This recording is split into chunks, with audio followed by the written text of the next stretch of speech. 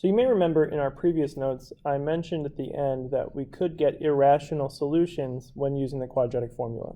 If the discriminant is not a perfect square, then we'll have to keep the square root symbol in our answer in some way.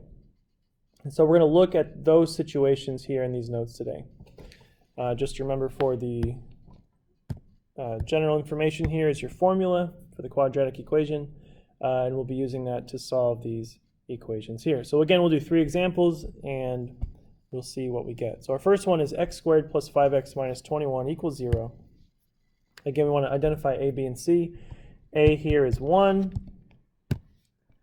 B would be 5, the coefficient of the x term. And c is negative 21, the constant term. So now that we have those values, we can plug into the formula. So again, just put in those values for these letters, b, a, and c. So x equals, negative b would be negative 5, plus or minus the square root. B squared here would be 25. 5 times 5 is 25. Minus 4 times 1 times negative 21. All over 2a, 2 times 1, that is 2. Let's see what we get when we simplify. So negative 5 plus and minus the square root. Now negative 4 times 1 times negative 21 is 84. So we have 25 plus 84.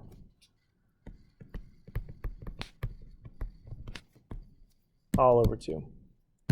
So to simplify that a little bit, negative 5 plus or minus the square root of 109 all over 2. Now 109 is a prime number.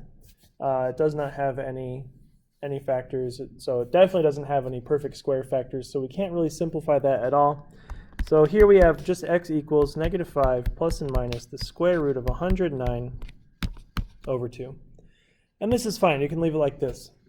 We could, of course, find a decimal approximation for this and get two decimals. If we take the square root of 109,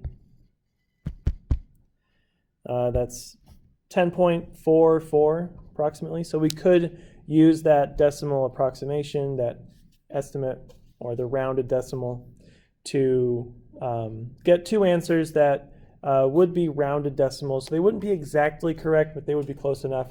But we can just leave the answer like this. This is the exact answer, and this is a fine way to leave it. So no need to change it to decimals. We can just leave it like this. Let's look at the next problem. So here we have a is 2, b is negative 2, and c is negative 3. So again, our formula, negative b plus or minus the square root of b squared minus 4ac all over 2a. Let's plug this in. X equals negative b. Well, b is negative 2, so that's positive 2. Plus or minus the square root, b squared would be 4.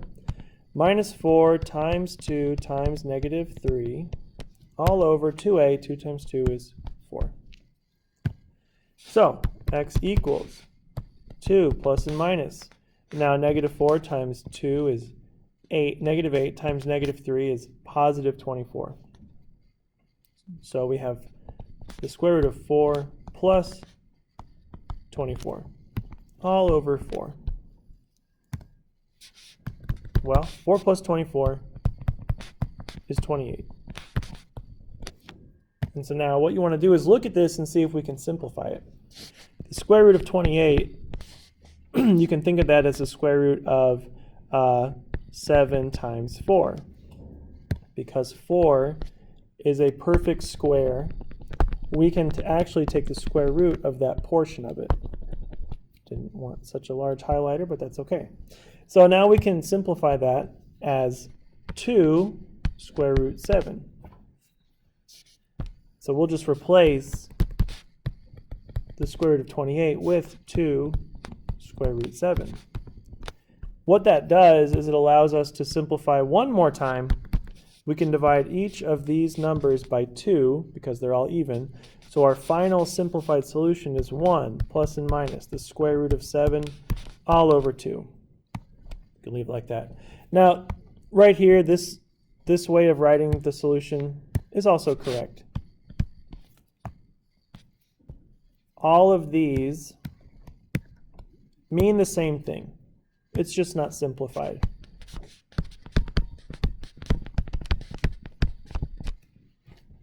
So generally speaking, you want to simplify your answers as much as possible, but these would all be mathematically the same. They're all correct.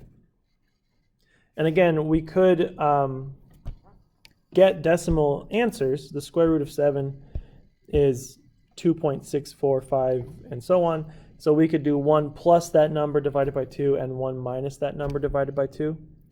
But because we're not using these solutions in this context to graph or do anything like that, we're just getting the solutions to our equation, we can just leave it like this.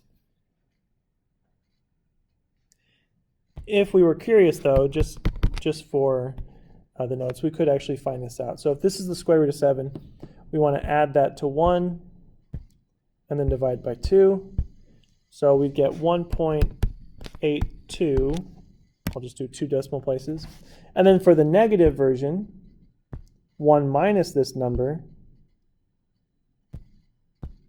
that's negative 1.64, and so on, divided by 2. That's negative 0.82, just like that. So those would be the decimal approximations of the solution. But like I mentioned, this is just fine. We can leave it like that. No need to find the decimal approximations because, again, those aren't exact solutions. Those are rounded decimals. So they're close enough for most purposes, but not exact. Okay, last one. Let's do one more. Here, A is negative 1, B is positive 4, and C is 9. So our formula, negative b plus and minus the square root, b squared minus 4ac over 2a. So plugging in those numbers, x equals negative b, so negative 4 plus and minus the square root. B squared would be 16 minus 4 times negative 1 times 9, all over negative 2. 2a, 2 times negative 1. So that's negative 4 plus and minus the square root. Negative 4 times negative 1 is 4 times 9 is 36. So 16 plus 36 all over negative 2. So negative 4 plus and minus the square root. 16 plus 36 is 52 over 2. And again, let's consider that square root of 52. 4 does go into 52. That would be 4 times 13. So 4 is again the largest perfect square factor. We can take that out. Square root of 4 is 2. 13 is left inside. So we can rewrite negative 4 plus and minus 2 square root of 13 over 2. And then again, just to simplify, these numbers are all divisible by 2. And I think I lost a negative somewhere. Negative 2. Negative 2. And that's another thing to consider when you have two negatives like this, negative, negative, those can cancel out as well. So we can divide those, the 4, the 2, and the 2 all by 2, and the negatives will cancel, so we get 2 plus and minus 1, or just the square root of 13, over 1, which again you can leave off, so just like that. So it would have been 2 plus and minus 1 root 13 over 1, but those ones you don't need to write, so you can leave them off. So there are two solutions there, 2 plus whatever the square root of 13 is, and 2 minus whatever the square root of 13 is. And again, we can find those decimals, but there is no need to do that. We can leave our answers just like that. So these are examples of, again, irrational solutions, which means they're not a real, they are real numbers, but they are not rational. So the decimal will continue on forever without repeating, just like pi is another example of an irrational number. And so to avoid having to round the decimals and get an answer that is almost accurate but a little off, just leave your solutions with the square root symbol in them. Simplify if you can. But again, if you don't notice the simplification, or you only do a little bit but don't do it all the way, it is still a correct answer if you don't.